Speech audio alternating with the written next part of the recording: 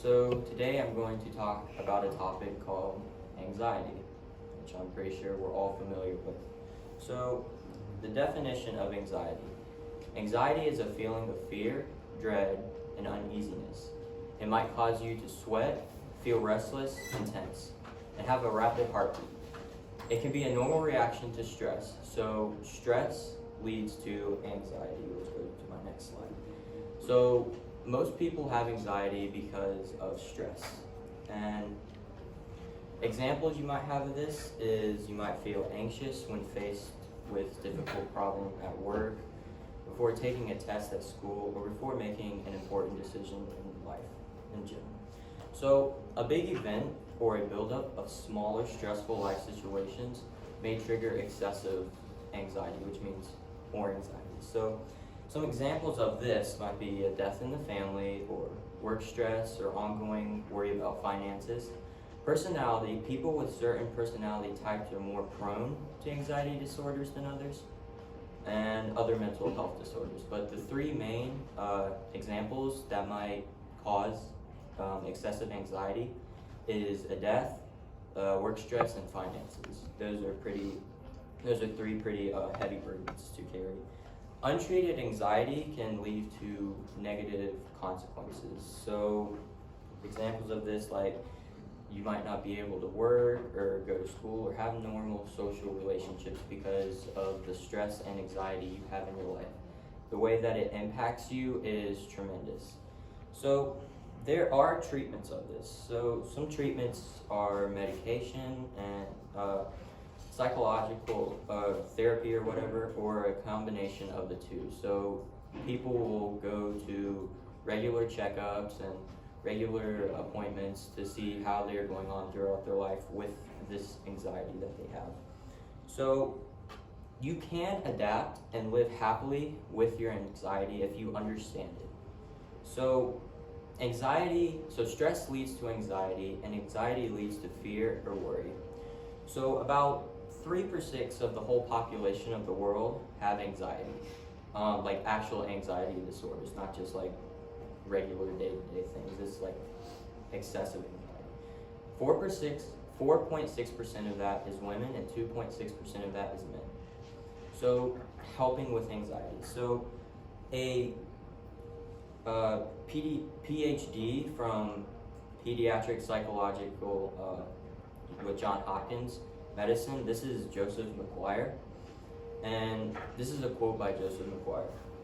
People are often dismissive of people experiencing anxiety, says Joseph McGuire, PhD, a pediatric psychologist with Johns Hopkins Medicine.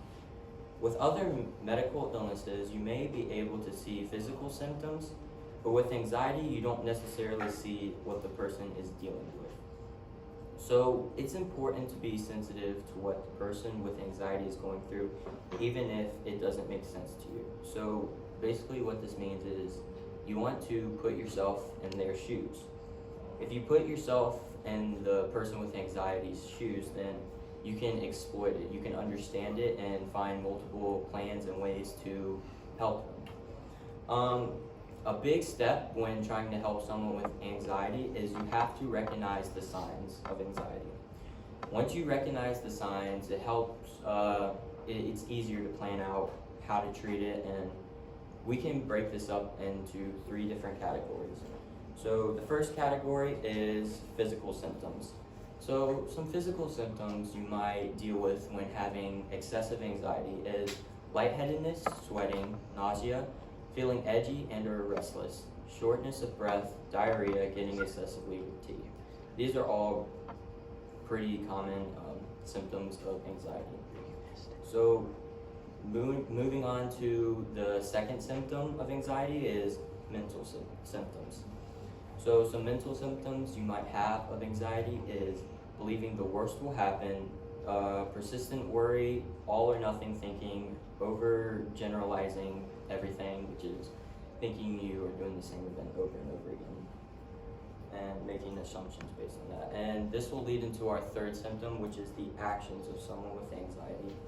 So the actions of someone with anxiety can be avoidance of feared situations or events, seeking reassurance, second guessing, irritability and frustration in feared situations, compulsive actions, which is basically doing things over and over again and forgetting about it. So when you're dealing with someone with anxiety, there are things not to do. And some things that you should not do is don't force them. You want to be comfortable and you want to be at ease with them so it doesn't get out of hand.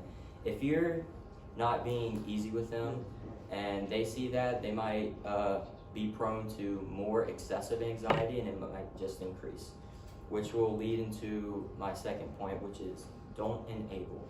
So enabling is not helpful.